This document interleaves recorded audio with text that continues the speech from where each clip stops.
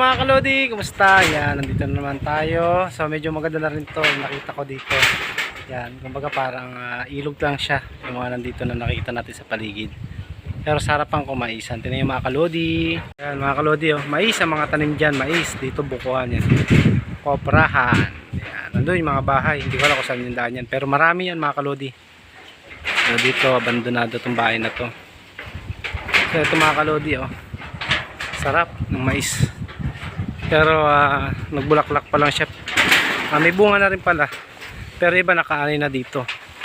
Ayan, no. Sa atin kaya dyan sa Luzon, magkano mais ngayon? Dito kahit paano medyo mahal-mahal. So magandang presyo ng bagsakan dito ng mais mga kalodi. Ayan, palabas ako mga kalodi. Kita nyo, no? Puro mais na nga rin napansin ko dito kanina pa ng mga tanim. Tsaka bukuhan lang. Meron din na mga sagingan, pero mas marami yung mais at saka yung buko o nyog. Yun yung ginagawa nilang kopra. Yan, so palabas tayo.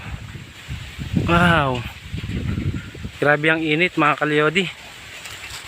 So dyan ba, so kailangan maging malakas tayo sa pag-inom ng tubig para iwas high blood din. Tsaka hindi matayo ng lalamunan. Ayan, palabas ako mga kaliyodi. So abanti tayo doon mga kaliyodi. So ito nga mga kaliyodi, nakalabas na ako sa highway. Ayan, nakita nyo nakapayong ako. Tindi kasi nung init. So pangontra natin sa init at sakit ng ulo. Ayan, payong tayo. Okay, so tingnan nyo, puro mais pa rin na sa paligid ko mga kaliyodi. Oh, sarap. Daming mais. Ngayon dito sa kaliwa, munggo. Yan, marami rin may tanim ng munggo dito.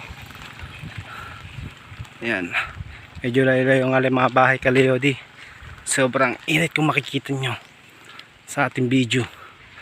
Yan, so ginagawa yung kalsada dyan kasi may mga kabahayan pa dyan. Okay.